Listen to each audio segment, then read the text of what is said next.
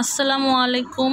আজকে আমি আপনাদের জন্য নিয়ে এসেছি আলু দিয়ে দেশি মুরগির পাতলা ঝোল। প্রথমে আমি মাংসটি সুন্দরভাবে ধুয়ে একটি ছাঁকনিতে পানি ঝরানোর জন্য রেখে দেব।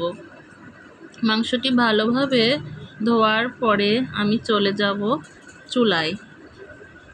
এবার আমি একটি পাত্রে সরিষার তেল দিব পরিমাণ মতো,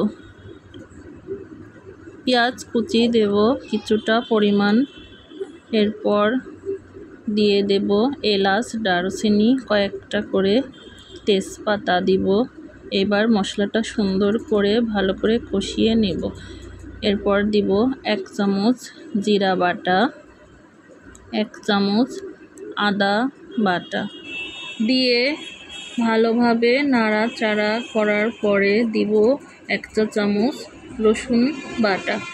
রসুন বাটাটা দেওয়ার পরে সুন্দরভাবে মশলাটি ভেজে নেওয়ার পরে একটু পরিমাণ পানি দিয়ে মশলাটি সুন্দরভাবে কষানোর পরে দেব 1 চা চামচ ধনিয়া গুঁড়া, 1 চা চামচ হলুদের গুঁড়া, পরিমাণ মতো লাল মরিচের গুঁড়া দিয়ে সুন্দরভাবে কষিয়ে নেব মশলাটি। এরপরে পরিমাণ মতো লবণ দিয়ে দিতে হবে। এরপর দিতে হবে 1 টুকরা টমেটো কুচো। ভালোভাবে নাড়াচাড়া করার পরে মশলাটি সুন্দর একটি কালার আসবে। এরপর আমি মাংসগুলো দিয়ে দেব, দিয়ে সুন্দরভাবে কষিয়ে নেব।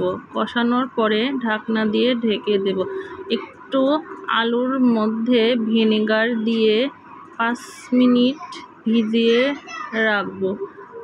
5 মিনিট পরে আমি ঢাকনিটি তোলার পরে ভিজিয়ে রাখা আলুগুলো মাংসর মধ্যে দিয়ে দেব।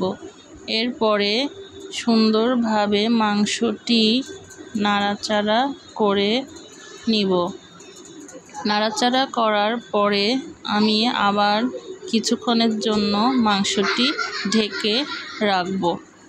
5 মিনিট পরে আমি আবার ঢাকনাটি উঠিয়ে মাংসটি ভালোভাবে নাড়াচাড়া করে নিব।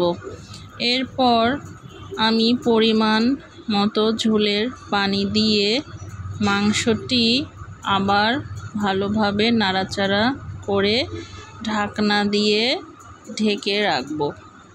5 মিনিট পর আমি ঢাকনাটি উঠিয়ে কিছু ভাজা মশলার গুঁড়া ছড়িয়ে দেব। তারপর একটুখানি ধনিয়া পাতা ছড়িয়ে দিয়ে দেব। এবার চুলার আঁচ বন্ধ করে দেব। হয়ে গেল আমার সহজভাবে দেশি মুরগির পাতলা ঝোল। আপনারা এভাবে বাসায় একবার ট্রাই করবেন।